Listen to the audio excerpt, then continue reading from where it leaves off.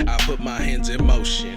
Non-fungible token. I keep a baddie right here in her fashion on necrosis. The government caught notice trying to peep a nigga motive. They handed me $1 and it motherfucking folded. I say that there's no pressure, but you say the pressure's high. Center of chaos and I'm still like a nebula. She moving with me, but the turbulence is record high. I hold on to that body, watch me switch the gear to drive. You know how we keep it live. Too many niggas, no fear in sight. You feel that feeling? Yeah, that's your fear and fright.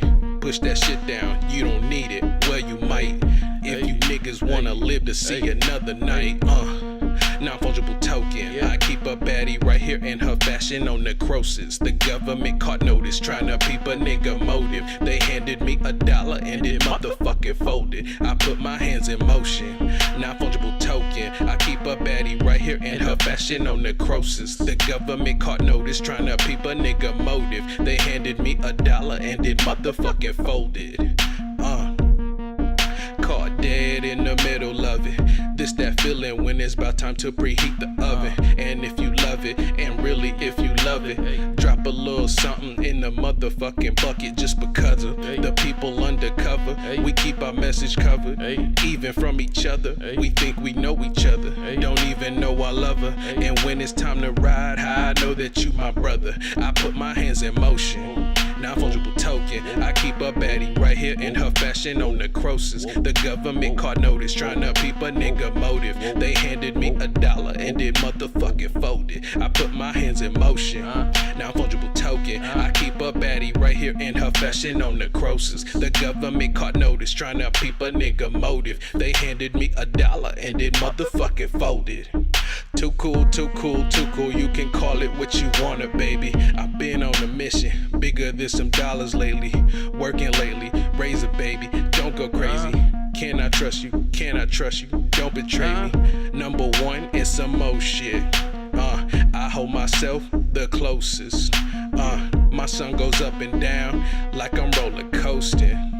I'm over focused. I put my hands in motion. Non-fungible token. I keep a baddie right here in her fashion on necrosis. The government caught notice trying to peep a nigga motive. They handed me $1 and it motherfucking folded. I put my hands in motion. Non-fungible token. I keep a baddie right here in her fashion on necrosis. The government caught notice trying to peep a nigga motive. They handed me $1 and it motherfucking folded.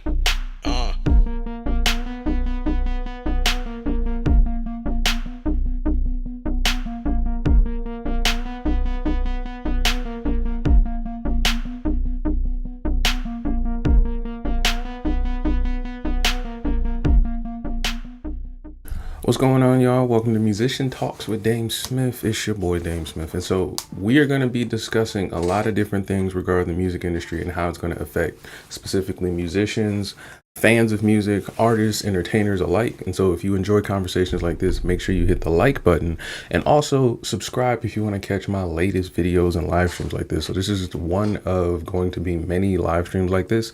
And we're going to be discussing pop culture, more so music business, and then a little bit of how technology and the businesses around the world will be affecting musicians and things like that. One of the big things we're going to be discussing is this Netflix Warner merger, but we're going to just take a quick little snapshot on it and react to a bunch of different videos. And we're going to get my opinion on what I think is going to be the biggest thing to focus on for musicians and artists going into the next year. So just to give you a kind of snapshot on what we're going to be talking about, we have a few different videos, a couple from some cool channels, a couple from news networks, and then we're going to discuss a little bit of how AI is going to be implemented into your workflow and is it really right for you? Now, a big part of this conversation is industry change, occupation shifts or things like that. I'm sure there's cool technical terms some HR department has come up with to explain what that means. But essentially what we're talking about is, let's say if you are my good example is a trumpet player that plays, mostly classical music, right? I'll say music like you'll learn in school, perhaps you'll learn, in general trumpet education and career, right? But what happens when you introduce, let's say, the #1 AI trumpet player, right? Now your competition is a little bit more than, can you play the right notes? Do you understand the circle of fifths? And can you stay in tune, right? The competition is now moved into, do you understand basically computing? Do you understand code? Do you understand how this computer understands what you played and then can emulate it back? And then now you have to understand the systems that computer can now make faster in order to compete in the music industry. It's no longer about, can we book you to play trumpet at our wedding? Because we don't really need that, right? Unless there's just specific demand for a human trumpet player, right? So what it does is it shakes up the industry. It changes pretty much everything on how you think, how the next trumpet player thinks, and how you honestly have to teach trumpet players to maneuver in their career. Because a lot of people want to just play their instrument and just sit on their instrument. If you want to bring it to hip hop, a lot of rappers only can rap. They can't make beats. They don't understand production. They can't make a music video. They don't understand networking. They don't understand finances. They don't understand, the hospitality culture that comes with being an artist, right? So now that we've understood pretty much that things are changing, what can you do when these things change? And should you make changes or should you adapt? A lot of what I've heard from musicians, usually coming honestly from the younger ones, because older musicians seem to have the experience to understand this, but younger musicians tend to believe that there is a kind of position they're entitled to in the business or even the industry. They kind of feel like, okay, if I think that I am a good rapper, I will be rewarded for being a good rapper in the music industry. But that's not how it typically has worked, right? We've seen really, really good rappers, artists, singers, and musicians. They can play really well. They can hit all the notes and they're in tune. The issue that they're going to run into is that, well, do we care? And I bring this up a lot of times in conversations about people, and the point of your audience caring about the thing you care about is almost missing today in the industry because it's strategic. And what that can look like is something that a lot of people kind of reject because it can be something you might not agree with. So for example, let's say there's a rapper, she's female and she wants to rap, rappity rap, right? And she says something you disagree with. Does it take away from the skill set she needs to make the music because you disagree with what she's talking about? Now let's move it from rappers. Let's say this is a singer-songwriter, or let's say an orchestral score composer, right? And you've learned through, let's say, an interview or on their own admission that they're using artificial intelligence to help them write. Does that change for you the musical skill it took for them to create the music? And so when you have this conversation and then we start to actually decide the definitions of these things, like, okay, we're going to decide that using AI makes you less talented than other musicians, or talking about certain topics in a specific way makes you less valuable to me as an audience member or as a consumer, then that is going to adjust how these people are going to create. So this is something that I think many young musicians contend with because their idea of, again, being valuable is almost something that's finite. Like you can just be good at trumpet and then you're just in the team of good trumpet players. But there's so many people that play trumpet and we don't know their name. We're not calling them for gigs and we probably won't. So as we get into this, we're going to react to a lot of these videos, but I want you to keep in mind the perspective of being a musician in the industry, because I'm going to draw a comparison to being a consumer a lot in these videos.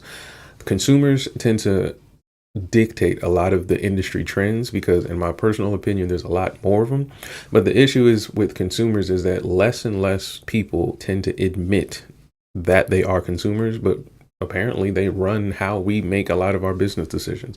So let's get into the first video here, and I'm going to pull up what I believe is Clownfish, the homies Clownfish. Clownfish TV is actually a pretty cool channel. I just found them, and they're kind of like a channel that talks about a lot of film, TV, and more so like the business side of things and a little bit of the politics of it. But it's actually really, really cool stuff here. So let's get into it.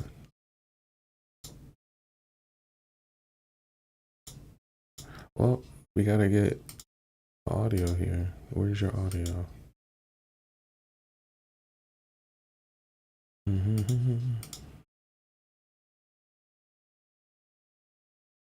Okay, I think I know what happened here. Let's see.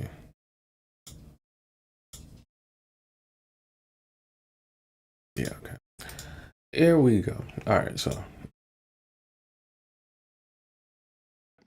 So it said at the end of 2022, the Bureau of Labor Statistics reported there were roughly 142,000 people employed in the movie business in LA County. By the end of 2024, just 2 years later, that number dropped to just 100,000. So we're talking almost a third.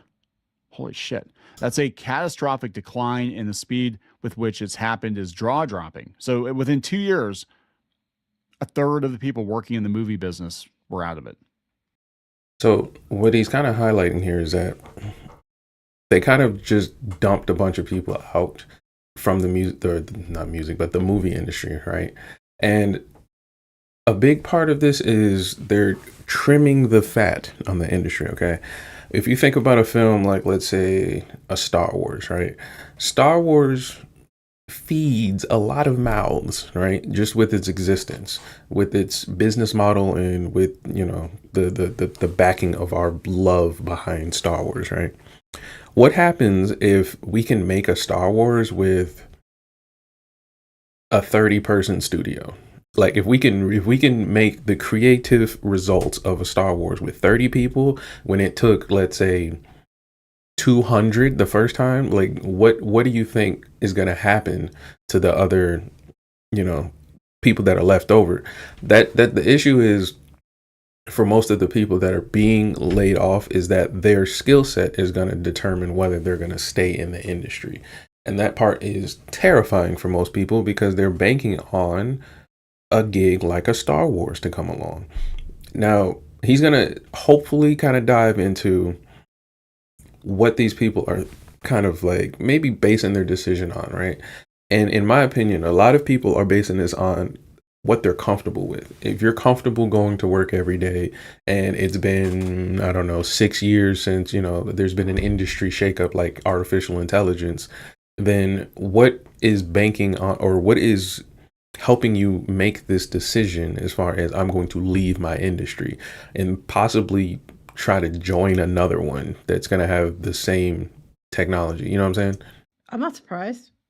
I mean, I'm not surprised at all. And you think it's going to get better? It's going to get No, worse. Like it's going to get worse. now is the time in 2026. You need to go find something else. Yes. Yeah, you definitely do. And I think a lot of people just, they can't wrap their heads around it because just because something has always been a certain way, as long as you can remember, doesn't mean that there's not going to be a seismic shift sometime in your lifetime. And people get very comfortable. You know, I went to school for this, so I'm going to do it for the And rest it of my life. sucks, but It it does. is what it is. And I don't know where you think it's going to get better. I mean, there's no, I don't see how in any way, shape, or form it's going to get better. So they said the industry is starting fewer projects than in years past, and this is before the Netflix Warner Brothers thing. They're canceling stuff ahead of time, by the way. Roughly 30% fewer movies and TV shows with budgets of at least 40 million began shooting in the US in 2024 than in 2022. 30% fewer. Then it went down again to start 2025. In the mid 2010s, the occupancy rate for studio sound stages was 95%. It was hard to get a studio because they were 95% full. Now it's dropped to the low 60s and it shows no sign of reversing course. So what he's kind of explaining is that like they're also trimming the fat, but they're also trimming the fat on content. Like they're not going to be dumping out, you know, a bunch of filler ideas. They can really, really hone in on specific laser focused strategic marketing, strategic movies and things like that, which in a way it makes me think they're just going to do way more remakes and things like that. Because if you get a studio, big or small, that is relying on artificial intelligence, in my opinion, if you had like a video game slider of like powers, you have like your creative slider and then you have your like intelligence slider. If you're going to rely on AI more and more and more and more and more versus having AI as a tool for your movies, like for example, using it to just generate your monster versus creating your story, then that creative slider is going to go down and down and down and down. You're going to get super smart on how to make a movie. Like, you're going to be really good, but you're not going to know how to naturally create something, right? You're going to need assistance. And so I think people's rejection of AI is not being able to determine the difference there. Like, for me, I've been using AI for about, I'll say like 2, maybe 3 months, right? And consistently. And the thing that I've noticed that's different between other people that use it is that I'm not using it in a way to substitute something, right? So like in music, it'll be something to generate, let's say, a drum track. And then everything else I'll just make around the drum track, right? That drum track plays is kind of like a tool or a foundation for the rest of the idea, right? But if I decided to go in and create what we'll go over later, an entire production out of a prompt or a series of prompts, then what we're doing is we're exchanging our ability to feel and listen and things like that for our ability to type and communicate and use language, because things like fear, excitement, and anger and things like that, the expressions that happen in between those emotions or in between those moments, we don't really have all the words for. And so there's no real prompt that an artificial intelligence generator, or I'm sorry, like Gemini or Suno or things like that, is going to really be able to express, because it has no way of learning that. There's no way to garner any of that, right? So I'm saying that to say this. There's a reason they're cutting back on the number of films, because they don't have the number of human brains to create, right? So the scary part that you could wind up seeing is that you're going to see large studios try to pump out one big film that has mostly, if not a lot, of AI in it, and you're going to feel the difference. The other side of that problem that makes it scary is that that's just a test. The way we can tell if this test works is if you pay for the movie tickets, if you keep streaming the film, if you buy the merch. That's when we can tell that the tool for AI has moved from being able to create movies, but being able to create product. And that's what makes it scary, because now we don't have the passion of people who are actually going to create behind films. We have pretty much a opportunity here. So that's what makes at least the fewer films, in my opinion, a red flag. The other side of this is that now you're going to have to compete even harder to get these jobs, that of which all of these other people just became freelance agents, right? Or free agents. So if you're going to do something like, I want to be a camera operator, you might want to learn how to operate drones. You might want to learn how to operate robotics and things like that, because going into the future, they're probably not going to need you on a giant crane, ride next to the car in the speed chase. They probably need you to fly a drone or probably drive an automated car, and things like that.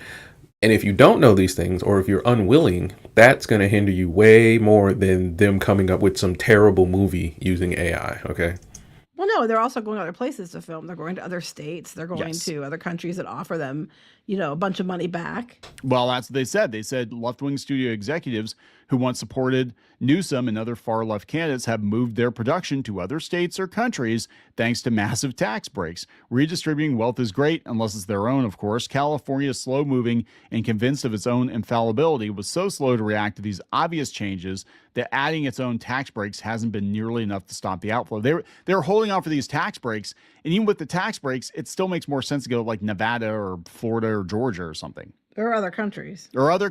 Or now with the computer technology, do you really need a sound stage? I mean, you can just throw somebody in front of a green screen and there's your new Netflix show, right? If you didn't know, this is a green screen. So he's absolutely right. Like, I've actually had certain visions for this YouTube channel that I didn't think were possible without the idea of AI. Like, I thought there was I had to go get, like you said, a physical big green screen. I had to go get at least a sound stage, like a big old studio, cameras, lights, and all those things. I actually work in a place that has these things going on, but if you bring it down to a lower level, A lot of people can do that. And this is something that the music industry already dealt with. So to parallel it, in the music industry, you had a point in time where you needed, let's go back to our trumpet player example. If I wanted to make a jazz song on the trumpet, I had to learn and get good at the trumpet and then write the song, right? And then there was a point in time where we had to write that on paper. And then when that music was written on paper, we had to get it published, copywritten to, save it or make it safe, right? But if you wanted people to hear that in their homes or on the radio and stuff like that, you would have to go into a studio. And if you were at the time where they were using actual film, like tape and things like that to record, then you had to make sure you or a really good musician, because if you missed a note halfway through your song, all of the tape you recorded is ruined, and then you'd have to re-record it, right? So the big shakeup for the industry then was being able to do this on the computer. So when our, let's say, grandparents and things like that wanted to listen to the rock music and all that stuff and Jimi Hendrix and stuff, when they started implementing being able to just record things on computers, not with screens and things like that. They still had to push a bunch of buttons, but they can now take a piece of music, move it over, place it here, and then record from a certain point again. And that changed how everybody recorded music. So now, again, it's small, but it makes a big difference later that you no longer needed to be a singer or a musician that needed to know how to play an entire song perfectly from beginning to end.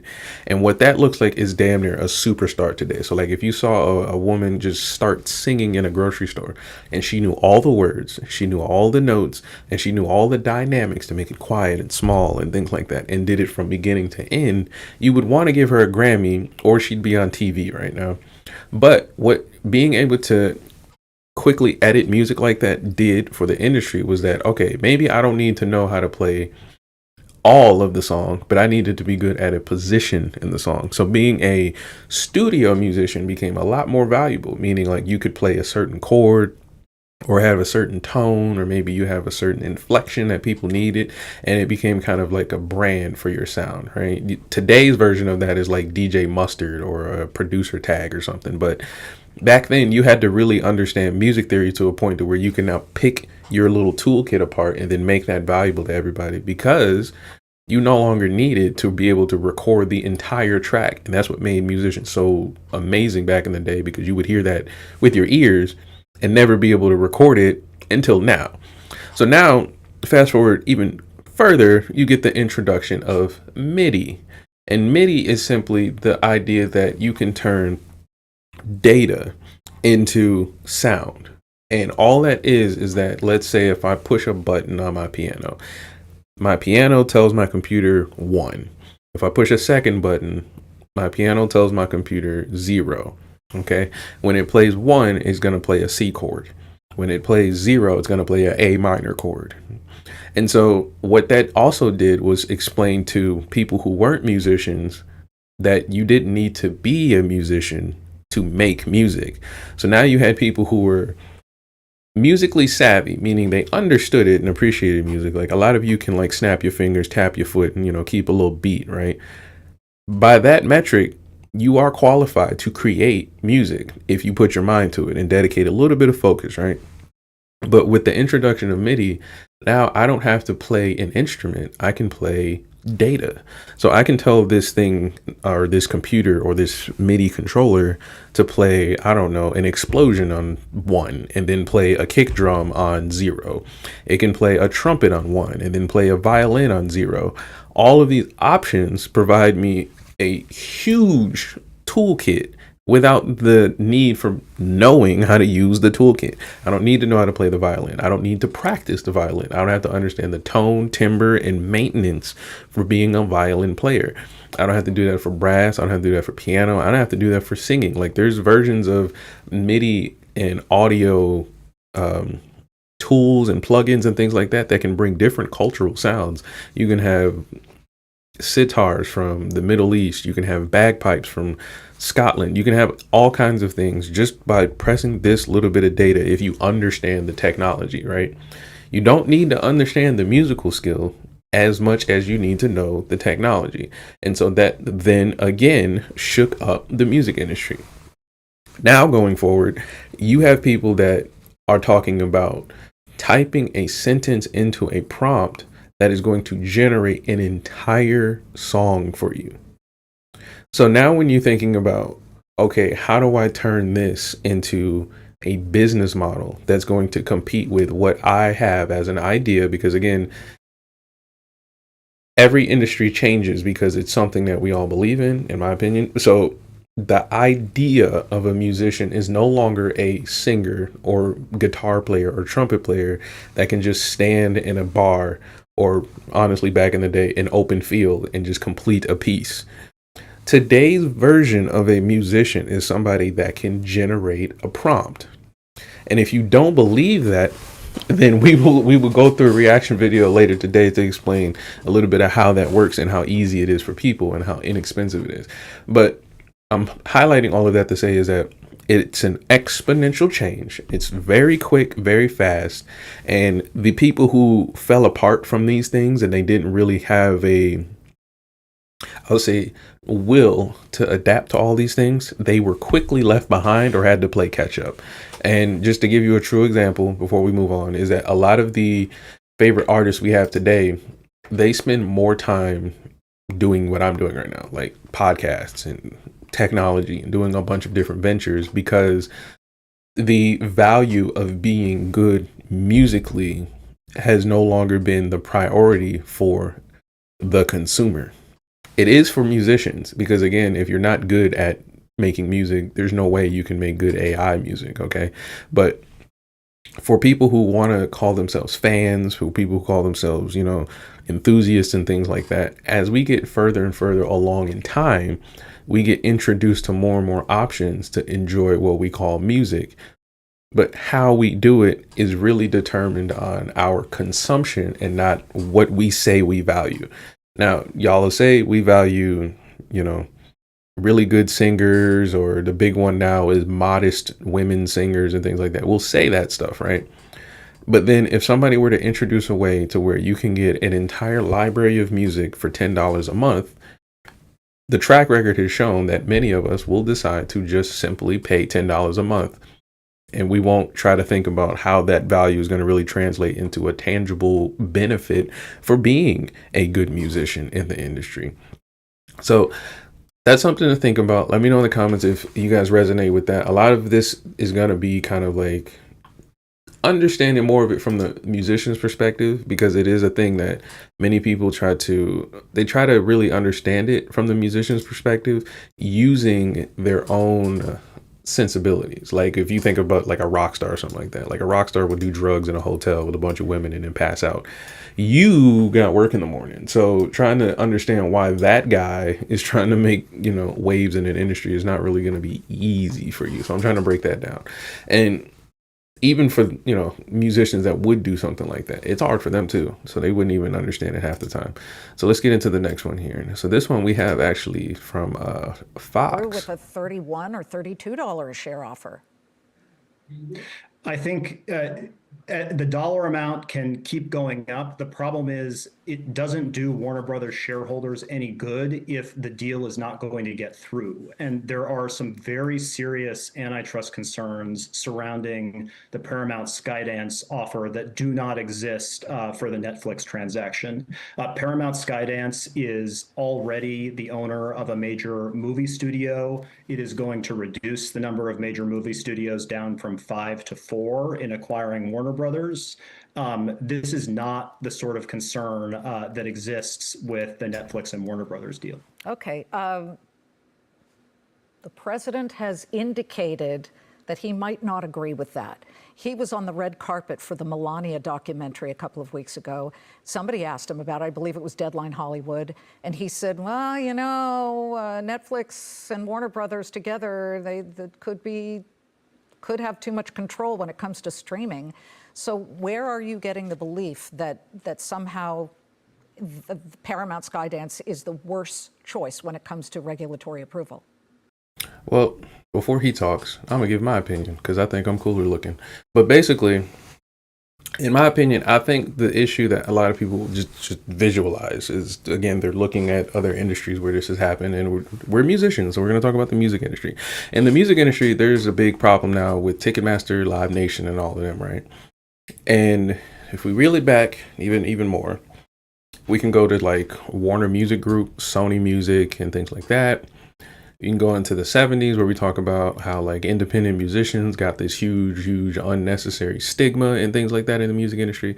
So if we want to draw a parallel, or try to at least, then we got to think about, okay, well, if you only have, well, we'll use today's chess pieces. If you only really have Apple Music and Spotify, I don't know what else y'all would listen to. Amazon. We tried Tidal. But yeah, if you only really have like these few guys, right? And the quote unquote industry is like, let's say, musicians and artists like me. And then you have the teenage musicians and artists that are coming up on like TikTok, or maybe they're starting their own little labels and stuff like that. Then you have the 40, 50-year-old musicians who maybe are in like consistent bands and things like that, or orchestras and things like that. Then you have the 60, 70-year-olds who are maybe independent musicians, maybe they're signed, or maybe they work within the music industry as executives. And then you have the retirees, and then the legacy acts, like, you know, we keep them here because they exist type of acts, right? If you think about how all of those people will only really think about Apple, Spotify, somebody said Pandora, and Amazon, there's no real expression of competition. There's no real variety for everybody, right? And the idea that you're gonna, you know, again, we'll make this point clear later. The idea that you as a consumer is you're gonna go and search for this is ridiculous, right? The idea that you're gonna buy an iPhone, turn on an iPhone, and it's gonna recommend you Drake, Rihanna. Well, at least when I was coming up, Drake, Rihanna, and like Pusha T, Lil Wayne, and things like that. There's no way you're gonna find local rapper Jerome. There's no way, because local rapper Jerome doesn't have enough real estate and data to make that a valuable position for him, for Apple or Spotify to put him in that position. And that's something that I think when I learned this, I was in college. So luckily I wasn't, you know, making money yet. I was learning about the industry. But when I seen artists come to this realization, they had like an almost physical like response to this. Like, no, that cannot be. And it's like, no, it kind of is. It is that way. And it's a thing that it frustrates a lot of musicians. They kind of, it turns them off. They go into like a feeling of despair and things like that, right? But the problem is that many of the musicians that I talk to, many of the artists, they're not invested in the industry, right? They are participating in the industry, and we're gonna dive into why I'm saying this. They're participating in the industry, and they're not necessarily investing in it. So what that would mean is that, let's say Apple decides we're gonna get rid of streaming tomorrow. We're no longer gonna stream. We just decided Apple Music is just not good for us for whatever reason. I don't know. Libra, stars, and sun, moon, whatever, chicken arise, like whatever it is. What will you be able to do with the value you, I guess, garnered from being a streaming artist, right? Because if Apple decides, this is kind of why this merger here is a big deal. If Apple decides we're not going to stream, does that change how Spotify looks at streaming? Because Spotify is specifically streaming, whereas Apple has, you know, the phones, the computers, and the repairs, and all the other stuff that makes them money. What does that do for streaming in general? And so I'm thinking about this in 2026. I'm pretty sure there's some dude who raps and makes like a good chunk of change on royalties and streaming that has not thought of this. And the issue that he's going to run into is that if they do shut down streaming, has he invested to be able to garner any kind of value from that decision Apple might make? Now that's something that people not going to like, because then you have to invest in corporations, and then you will be the quote unquote elite running the music industry, right? You will be a shareholder in a large corporation that's determining a large chunk of real estate for many other musicians that, what I'm talking about, don't really care for. Like, they don't really participate in the investment of the music industry. So then when they don't get it, or if they can't make any decisions, or there's no leverage for their perspective, they get offended and they get confused and they get frustrated. And the frustration doesn't necessarily make sense to me if they're unwilling to invest in the music industry, right? And that's me saying this as a musician, right? So now let's move it over to the movie industry. We just saw a third of them just get dumped in 2 years, right?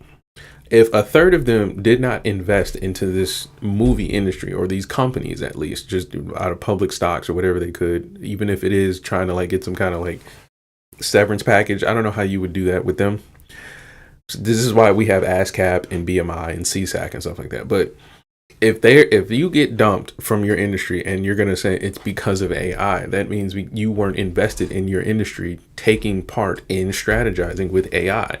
That means you were waiting for AI to just benefit you with no kind of participation. And again, I'm drawing that closer and closer to why I'm saying that, because there's a very, very, very, very, very, very specific reason why people in general don't think this way. Well, I think for one, President Trump has also said that he plans to let this process play out on the merits, and we very much agree with and appreciate those sentiments from the president. On top of that, where I'm getting the notion that there is less of an antitrust concern is just from looking at the economics and from the actual analysis that.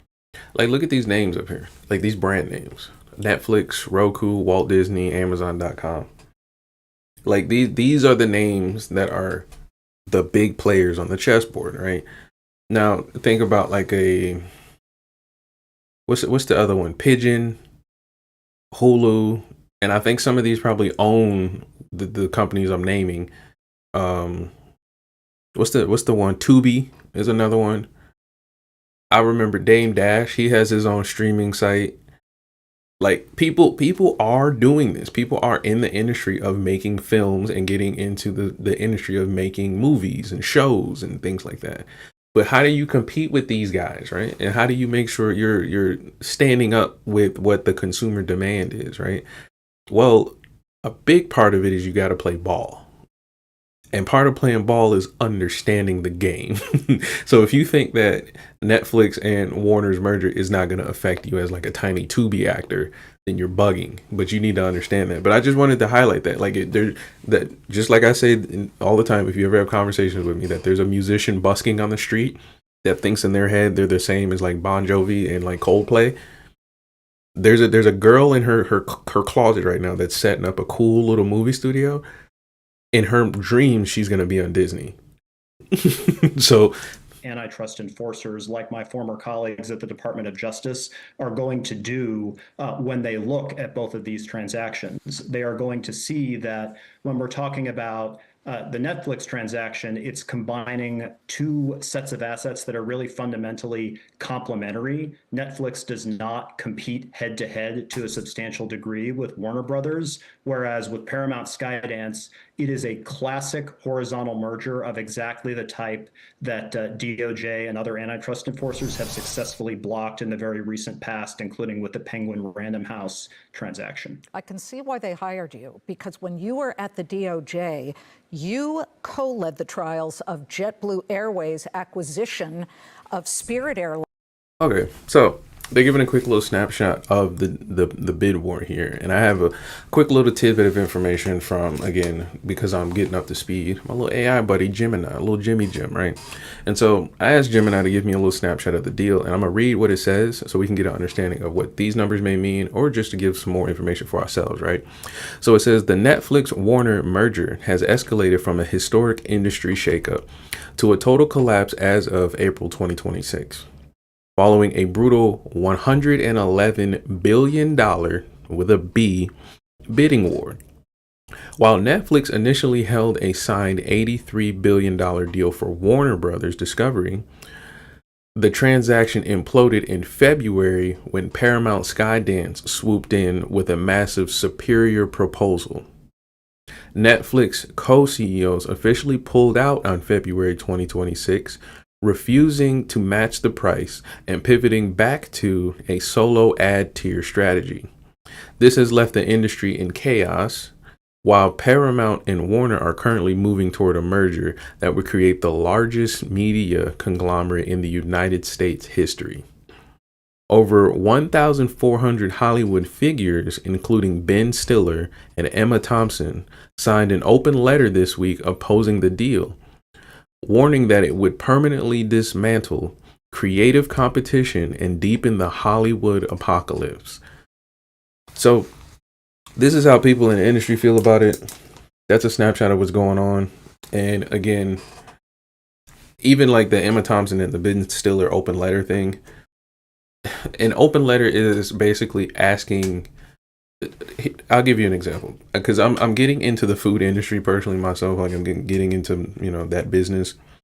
But in the food industry, I want you to think of this. Imagine McDonald's asking us to buy less fries.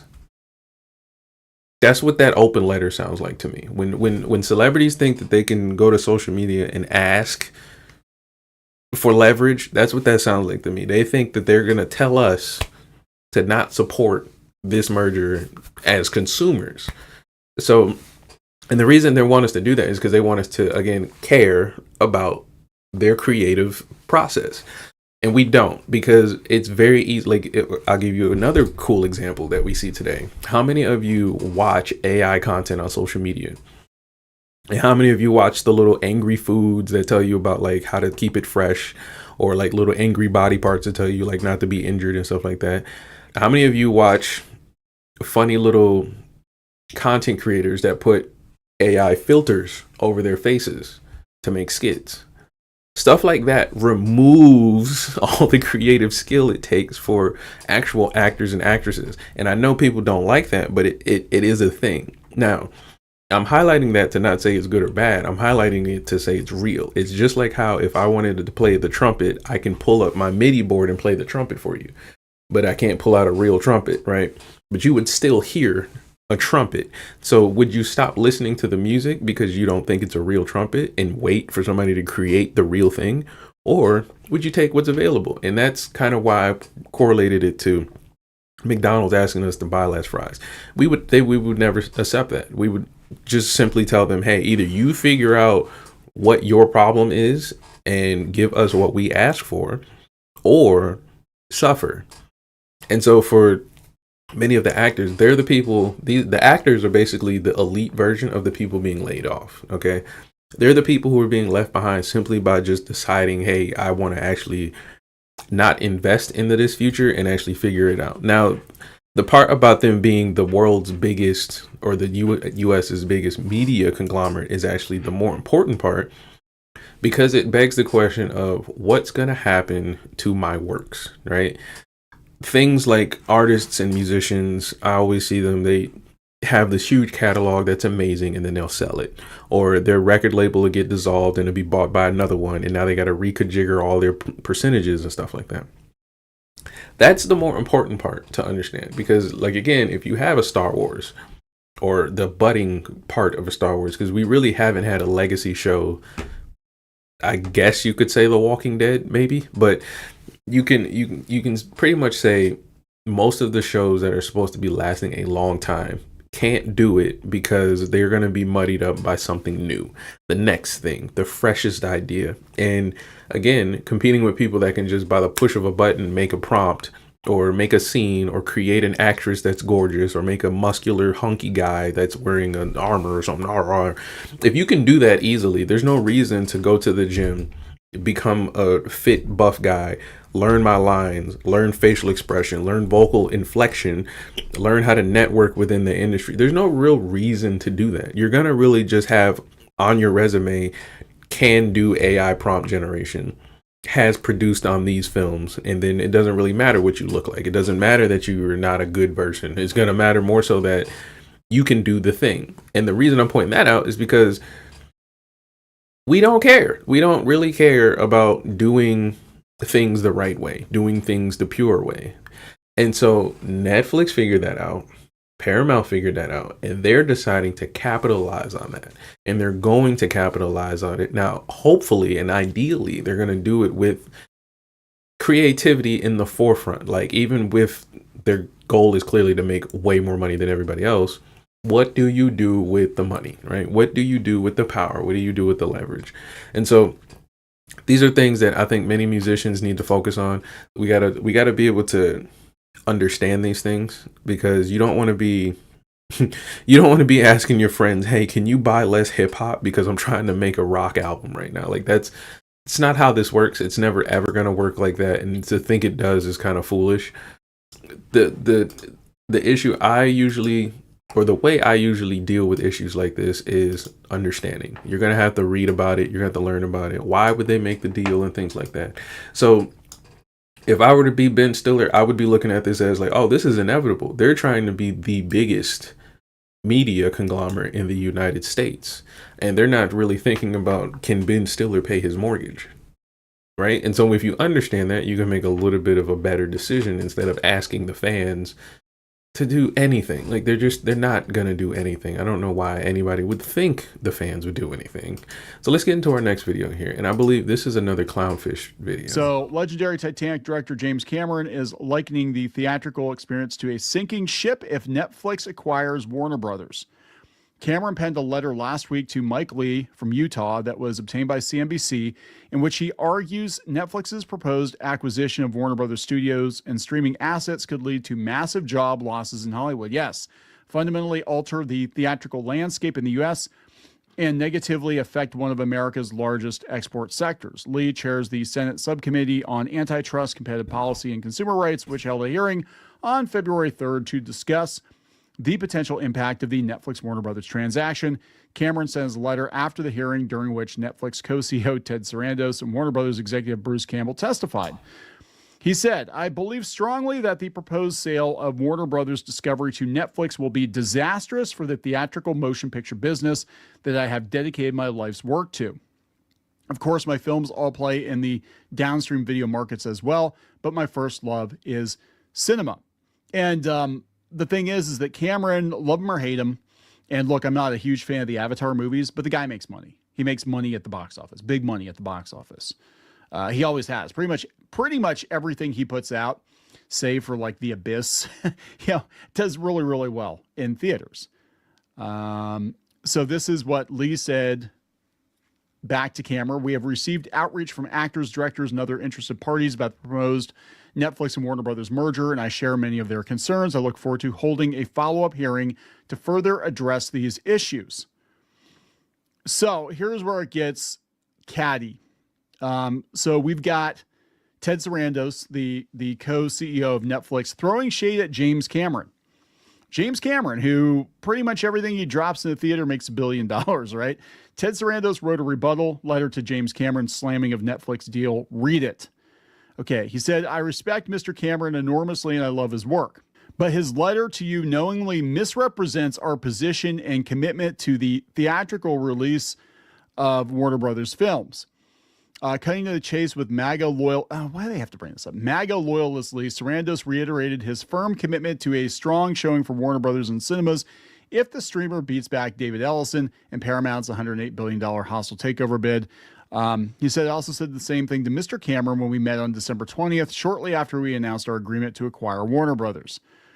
Then Pitchman Supreme Sarandos, who has been on a media tour this week that would put Dwayne Johnson and Taylor Swift to shame, pulled back the curtain on his meetup with Cameron. During that meeting, we talked about Netflix's plans for Warner Brothers, including our 45-day commitment. Mr. Cameron was very supportive. If anything, he was more excited to talk about the at-home movie viewing glasses he is developing with Meta than exclusive windows for theatrical movies. So Deadline is pointing out that... Okay. So there's now everybody's pointing fingers, trying to figure out who to blame and everything like that. So he thinks they won't make theater films anymore. Well, I'm glad I played it out a little bit. They're pointing fingers at each other, more so trying to figure out who to blame for when the merger happens. But here's what I'm assessing. all of them are going to bank from this. All of them are going to benefit, and there's a win-win for all of them, right?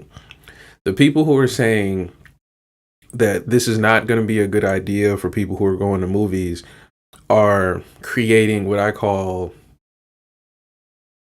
stigma marketing. I'm trying to coin some new term or something like that. Basically, he's saying, "Oh, it's crazy, you guys, man. People aren't going to theaters, right? And y'all are gonna, again, like consumers, gonna run up the theater bag. You're gonna go in there and watch Wakanda 30 times, right? And then what's gonna happen is they're gonna still do the merger, right? And then they're gonna say, okay, now you can watch movies at home. Wasn't that crazy? So that experience you love and miss, it's so awesome and you need it and it's so cool. We're gonna bring it home now. Now you can just have it home, and we're gonna have it home for a reasonable competitive price, similar to what you would pay in the theater. And just think, you don't even have to buy extra snacks. And so they're gonna sell it to you. Now, what this video showed us was that James Cameron tried to act like he was on the side of, oh no, we're gonna lose our theatrical experiences. I love cinema. I love doing this thing. But then if you think about how well he does in the music industry, I mean, music, I just keep doing that. In the movie industry, he is benefiting from all of the things that are going to happen from this situation. So he even is working on his own situation with Meta, the Facebook AI company, that's going to be making, I guess, an in-home theatrical experience with probably his movies licensed out. And so him saying, oh man, that sucks, you guys won't be able to go to the movies, is because, in my opinion, he's looking at that big fraction in his budget that comes from your guys' ticket purchases. Now, this is why being a consumer, or at least identifying as a consumer, is going to be very, very, very important going into the future, because they're not trying to explain to you the difference between being a consumer and being honestly, an actor today. Like, if you have a social media account and you call yourself a content creator, if you have a social media account and you post every day, if you live stream more than twice a week, then you would be considered somebody that does create media. Like, you were basically dumping more videos, pictures, and images into this big old thing we call the internet, right? And so every time you do that, there is a value added to something, right? It's either a value of data, metadata, content opportunity, meaning like we can repurpose your stuff or your face or your likeness, because when y'all sign all of these contracts to say, hey, I'm going to be on TikTok posting like my kid's birthday party, it can be reconstituted, whether it's the audio, whether it's a screenshot from somebody, all of that stuff. Legally, you give them all of that stuff, right? But if you were looking at this as a consumer, then you would be thinking like, oh, well, I should have certain entitlements and protections, right? You are. But there's a problem when you start becoming, or there's a blurry line between what you're doing as a consumer and what you consume. Now, this is why this is important. James Cameron is going to say, oh man, it's crazy what they're doing to cinema. But then if I talk to one of you in your face, you wouldn't have gone to a movie theater in like a year.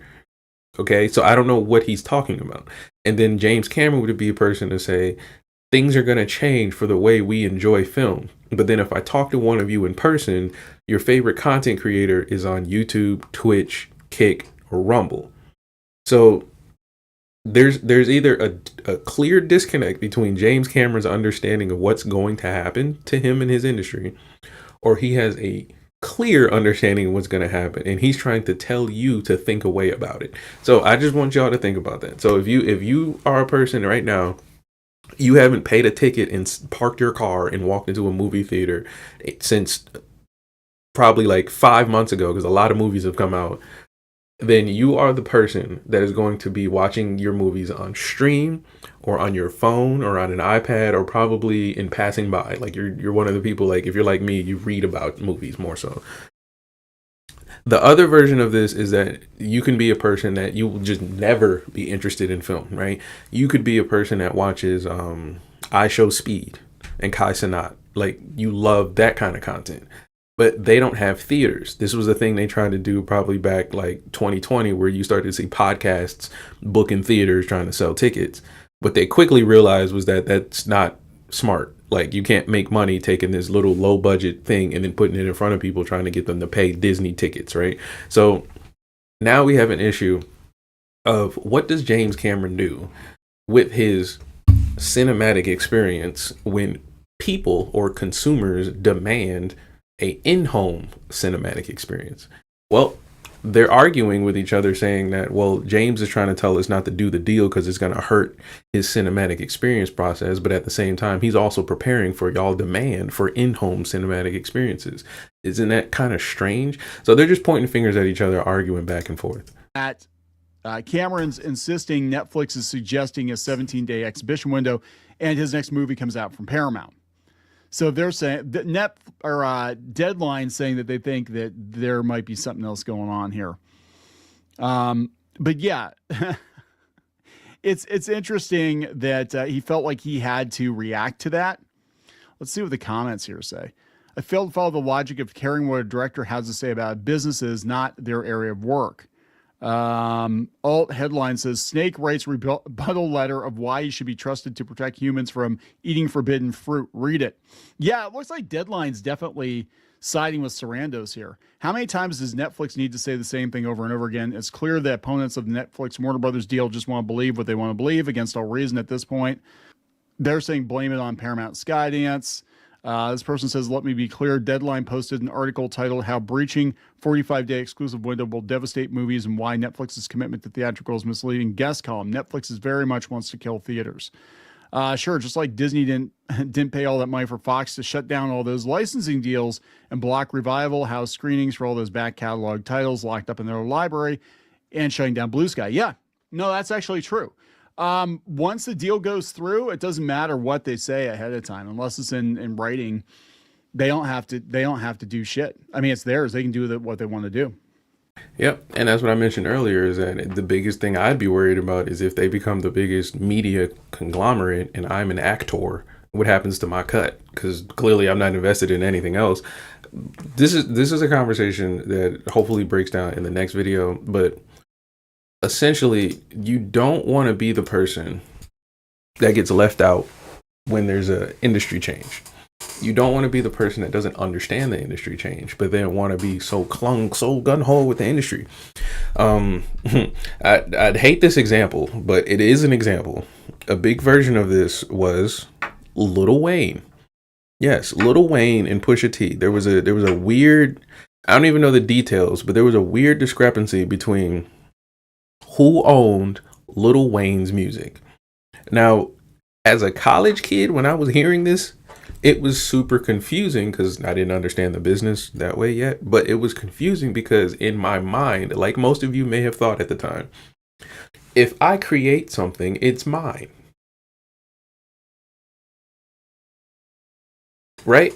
But it didn't click, because what I didn't understand was that people were trading off a lot of the things that we value as far as ideas, creativity. They were literally trading off the ability to exercise those skills for either more money, more marketing, or more opportunity. Now, the reason I'm pointing that out is because you may think, okay, if I work, because I actually had somebody say this one time, oh, this one artist wants to work with me, should I do it? And I told them no, because they themselves didn't have leverage. Like, they didn't have a catalog that they could present to the other artist as value, right? But the reason that's important to understand is that, so if you create something, but then what it took to create it is not valued, you're going to be able to easily sell it. But if what it takes to create your product or your music is way more valuable than the actual product, then you almost can't put a price on that skill set. But if you don't know that, you will give it away very easily. And so I can give you an example. Lil Wayne is one of the well, at the time was considered one of the greatest rappers at the time, right? And it was because of his ability to freestyle. I don't know what toolkit he used, but he's basically been rapping since he was a single digit age, right? And so the consistency there, the skill set there, you have to be smart. So he had to learn, language and vocabulary and things like that to understand these things. When he started to master it, people started to notice. And then when people started to gravitate towards him, he started making decisions that went against investing in the music industry and those musical skills. One of those things was drugs. He started to take drugs. I know a lot of people don't like that because they want to be like, oh, I love the music drug addicts make. I know it sounds really good because you're on drugs. But the problem that Lil Wayne ran into was the effects of drugs. So now the skill set that it took for you to create the really good music is now diminishing because you don't have the physicality there. You're losing brain synapses and neuron messages that are helping you keep things like your muscles in your face can't move as fast because you're high. And so when that started to affect him, you can kind of hear and tell over time that the compensation went into music production instead of his personal rapping skill set, because he would rap over beats, honestly, that weren't like the greatest, because they didn't need to be. They just needed to be catchy, right? But essentially you needed a really good hook, whatever cultural relevance terms he wanted to refer to or whatever. But essentially we love Lil Wayne because Lil Wayne was good. He can be on any song and we love Lil Wayne. But when his environment, and I like to explain it as this, is his environment introduced drugs into his system, the issue that he ran into now was that the music industry wasn't moving towards skill sets. It was moving towards marketability. Basically, were you the cool person, right? And being cool at the time was being on drugs, drinking lean, smoking weed. Wiz Khalifa was right there. Cocaine was a big one. Party drugs in general were pretty much the thing, right? Now, I'm highlighting this to draw a parallel to the movie industry because drugs was the industry shakeup for Lil Wayne. For Lil Wayne, I don't know if he understood how important and how impactful drugs were to his skill set, but it started to really affect what he talked about, how he talked about it, and then what he's introducing his audience to. So if he's doing that, and then the consumer is demanding more of it, guess what he's going to do? More of it, right? So now we don't really have a value on his musical skill set. We have a value on how he's relatable to us as consumers. Because, like I said earlier, you're on drugs, and he gets on drugs and makes music. You guys feel like you're related. And so when it's time to do business and sell this catalog or find a way to invest into this catalog for the music industry, well, what is the thing that you're going to sell this catalog on? Is it going to be how well Lil Wayne raps or how well he relates to the consumer? And so now you have an issue of, well, who's going to, let's say, purchase my catalog? Who's going to be the person that's going to take care of me as an artist and give me my return on investment? Well, you can't really make that decision if the environment leads you to think that the person giving you drugs is going to protect you, or the person that's basically employing you because you're on drugs is going to help you. So your decision making is going to be hindered or at least altered, right?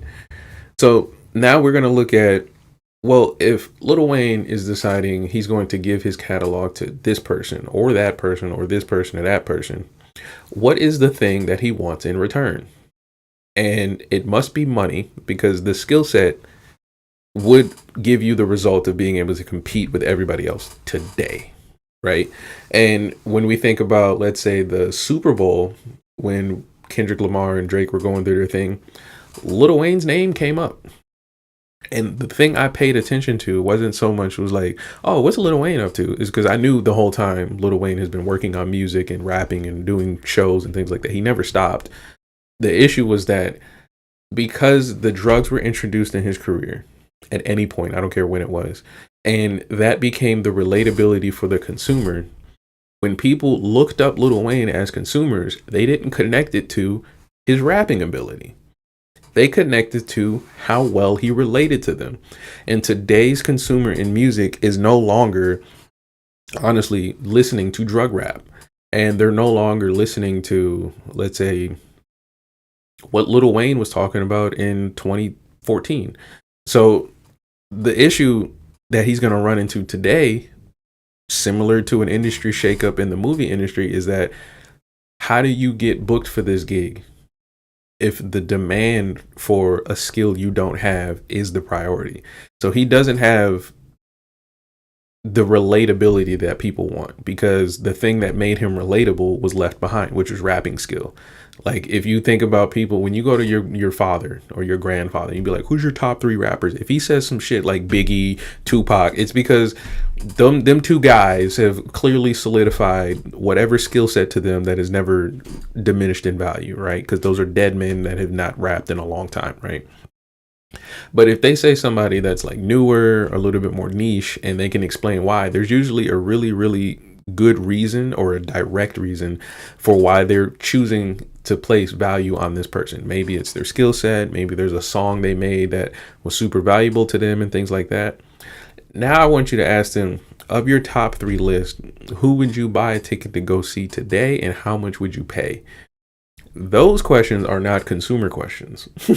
Those questions are, well, how much is it worth to be in my top 3? Because now if I'm in your top 3 and you wouldn't even pay a ticket to come see me, but you'll stream my little shit for a fraction of a penny on Apple Music on a playlist you saved last summer, I think you would be considered not as much of an investor in the music industry than more of a consumer. But if you don't think of yourself that way, if you don't admit that to yourself, it's going to be very, very, very difficult to understand what James Cameron is saying versus what Netflix is saying. It's going to be very difficult to understand what Lil Wayne is saying versus what Pusha T was saying to Lil Wayne. It's going to be very difficult to understand it if you're not admitting to yourself that you are or are not a consumer in this kind of predicament. Like, and I'm using hip hop because it relates to me closer, but this happens with pop culture all the time. The recent thing now is with Sabrina Carpenter. A lot of her fans are realizing that they don't really relate to her sexuality. And it's not more so, hey, I don't think girls should be sexy. I think that it's a modesty conversation.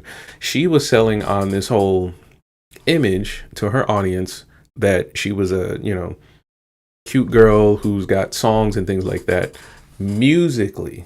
But then when people started to visually see what's going on in her music and then read the lyrics and actually inform themselves past being consumers, they started to make different decisions. And these are things that artists tend to like hide from you, or like, not really hide, but like kind of make a part of the show. Like, you don't know that Sade ate lunch today, right? But Sade is a great singer. You see how that works? But with Sabrina Carpenter, people started to dig more and more into what she was showing, how she was showing it, and who she was showing it to, which then informed them as consumers, which changed their perspective on her. It doesn't make her bad. It doesn't make the consumers dumb. It just makes them informed or uninformed. Now, when they are informed and they start rejecting you, like in a big wave, like she's getting a lot of negative stigma for how she's performing in TV shows, collaborations. Recently, they tried to dig at her for how she reacted to someone's cultural shriek or yelp, or she called it a yodel in a concert. People started to pick apart whether or not they supported her. Another version of this was when Cardi B threw a bottle at somebody. People act like you shouldn't throw bottles at people. You can see it in rock bands a lot of times. The lead singer touches a girl inappropriately. Suddenly the entire band is toxic and nobody wants to support them anymore. All of these things I'm naming have nothing to do with musical talent and musical skill. But if you pay attention to these things, then that would make you an informed consumer, because these are things that you consume. Now, we're going to get into another video about how you can utilize, or the value of an AI studio or workstation within your studio. And this guy is going to really explain who this really is for and how it's really going to benefit specific people. So we're going to dig into it. And this is a good one to close out on, because it kind of drives home the consumer identification problem. How to use Suno Studio, you'll learn skills that most people don't even know exist yet. Suno only came out a few years ago, and it's my belief that in the future, being able to make music sound the way you want it to sound via text is going to be an important skill to have. And pro number 3 is it's just fun. I enjoy using it. I like turning my voice into stuff. That's my favorite use case for it. I love trying to make harmonies with my voice or just making an entire instrumental from my voice. So it's just a lot of fun to use. So before I tell you about who this is for, I'm going to tell you about who this is not for. Number 1, this is not for hobbyists who just want to make some songs and get on with their day. If you just want to prompt out some songs, you want to send it to your friends, or you just want to do little funny songs every now and then, you don't really need Studio. You can do a lot just with the free version or Pro. Who this is not for, number 2, poor people. Broke folks. If you broke and you're having trouble covering your rent or your light bill or food, then I probably would not suggest spending $30 a month to do more stuff inside of Suno. Unless you DoorDash like every day, but then you say that you're broke, you could give up one DoorDash. And who it's not for, number 3, risk adverse individuals. If you do not want the risk of spending money just to get some generations that you don't like, then it's probably not for you, because as I said before, it does have an unpredictability of outcome. You're not always going to get exactly what you want, and you are going to waste credits just like you do in the Pro version of it. So he's explaining a little bit of it and like how it works in general. So for you complete noobs and nubs and don't know anything, basically what this is an AI, digital audio workstation, right? You can type into it, give me a funky bass line in C minor that has syncopations on the ands of 3 and 4, the weird things like that. You say all this stuff, right? And you hit enter, it's going to process what you told it, and then it's going to come up with a reference of what you typed in there, okay? And the again, understanding this is going to be key for people who are going to use it. But if you just simply don't want to use it, this is good to know anyway. But what's going to happen is that you're, like he's explaining, you're going to have people who just like, oh man, I want to make a funny song of 50 Cent rapping in Spanish, right? You can do that. And if they do that, that's fine. Like, you're just playing around, testing out the little thing, right? Who cares? Then you have the people who are poor, meaning like you see the value in it, you want to use it, but you can't afford it. So this is where industry shakeups become controversial. The poor people in this example can't afford to participate in what's becoming an industry standard, right? And it kind of nudges them out of the industry slowly but surely. This is what I mean by you have to invest in your industry. So for a musician, it would be very, very, very, very wise for you, even as a poor person, to watch these videos and understand AI if you can't participate in it, because when you get your hands on it, you don't have to play catch up. Now, the next thing you have to think about is, okay, if I can't afford it now, positive thinking at least, how can I eventually afford it and how quickly can I afford it? But the real thing you need to figure out is, okay, what am I up against if I don't have this? Let's say you're a guitar player. I have a guitar right next to me, right? If I wanted to play guitar, and I know for a fact there's a bunch of real guitar players that I hear and I'm like, there's no way I'm gonna be that good, right? But that same self-deprecating logic works here. If I go, oh, I'll never be that good, then the effort it takes to be that good feels worse, right? Versus saying, okay, this is what I need to do to get that good. That's a different mindset, right? But now you're going to be dealing with the effort it takes to catch up. You have to financially catch up too, because if you're poor, this is not a skill set thing, this is a financial thing. So you can be good without AI, but then if you want to use AI because you see the value of it, you have to be able to afford it. So you have two uphill battles that you're up against as a poor person. Do you think, and let me know in the comments, do you think it makes sense for everybody else to make it easier for that poor person to get in, or for that poor person to rise up to the occasion and become financially able to support themselves and then be able to be good enough to use the AI system? Let me know. Because the other version of this is, like you said, the risk adverse person. The person who they're not necessarily poor, but they don't really want to risk losing money that, you know, they don't need to lose. And like you said, because it's AI and it's a generator, it's not necessarily doing the job of a human brain. It's kind of like, it's guardrailed. It's like leaning what your idea might be based on what you tell it, right? So even if you tell it, I want to make 50 Cent rap in Spanish, it's going to make 50 Cent rap in Spanish on what it thinks 50 Cent sounds like rapping in Spanish. There's still that tiny little bit of gray area that you need to know, understand, or at least be aware of when it comes to using this. A good example of this for me is when I play French horn, there's actually like a tone I'm looking for, right? If I hit this tone, I can have a tuner and I can hit this tone perfectly. That's one thing. But if I take a breath while playing the note, the tone moves. So now I have to figure out how to keep my muscles on that tone. That's one thing. If the horn is cold, I can hit that tone perfectly, but the horn plays a different tone. So now I have to move my muscles differently to get the tone again. If the horn's cold and I don't know, moving, I like breathe or something like that, or if my heart's racing and I can't like relax my face or something like that, and the room is bigger than I practiced in, then now I'm hearing the tone differently.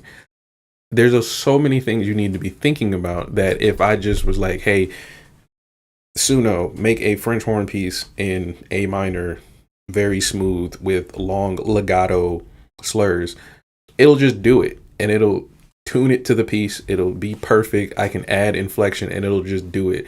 Knowing how to do that is not important. Knowing how to communicate that is important. That's the key thing. So if I don't even know how to tell it to do that, then that's going to be a problem. So now I have a almost 3-layered issue. I would have to know how to get this AI workstation to do exactly what I want, but then I'd have to know exactly how to communicate that to the AI workstation, which then means I have to understand what it is I'm communicating. So you can't fake it, basically, is my point.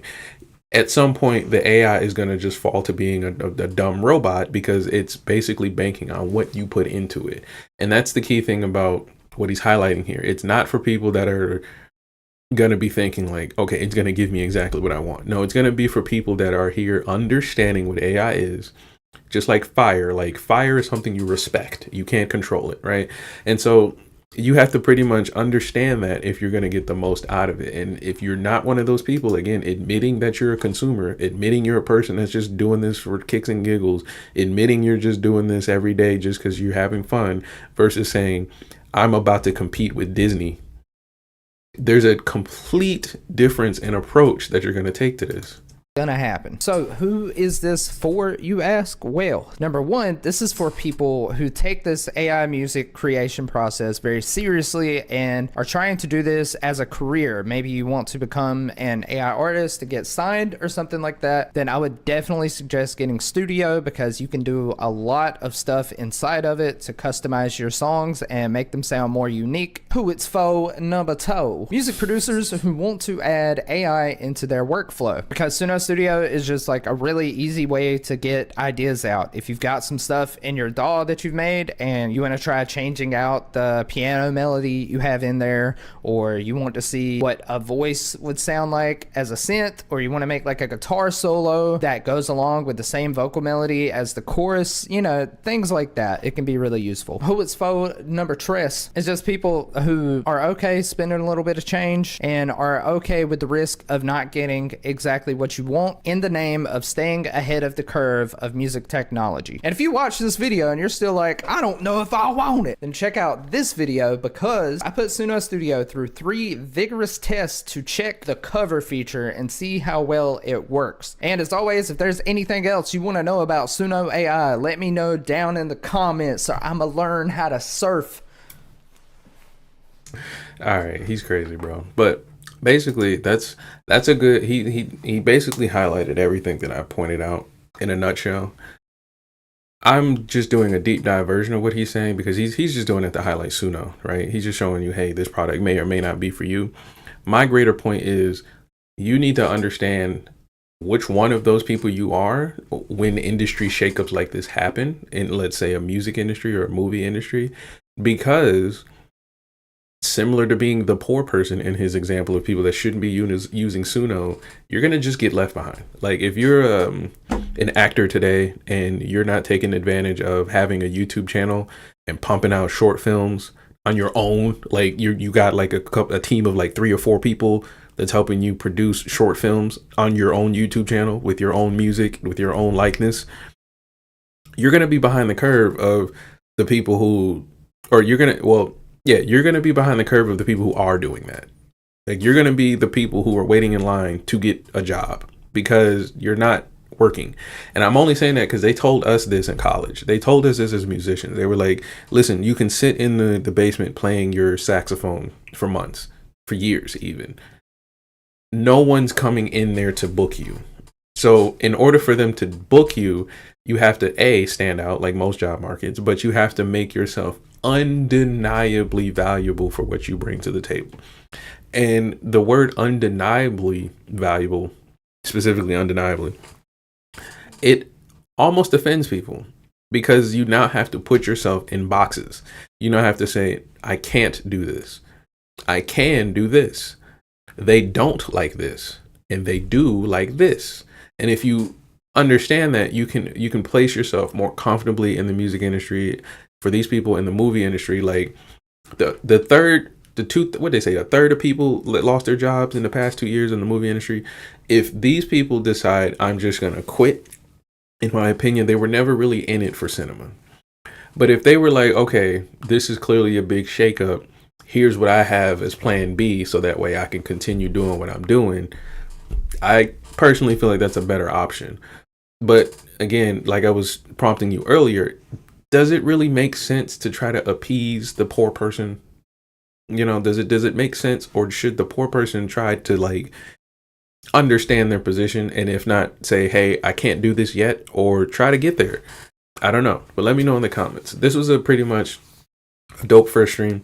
We're gonna be doing more videos like this. This is Musician Talks with DameSmiff. We pretty much discussed my opinions on consumerism in the film and entertainment industry. We spoke a little bit on the merger between Netflix and Warner, what's going on with Paramount, SkyDance, and we kind of broke down how the actors and entertainers feel about it as well. But what do you guys think? Is this something that you think is going to affect you? And the bigger question I have for you is, do you consider yourself a consumer? But that's it for me, y'all. I'm gonna head on out. I will see you guys in the next video. Make sure you like and subscribe. But I'm out, y'all. Peace.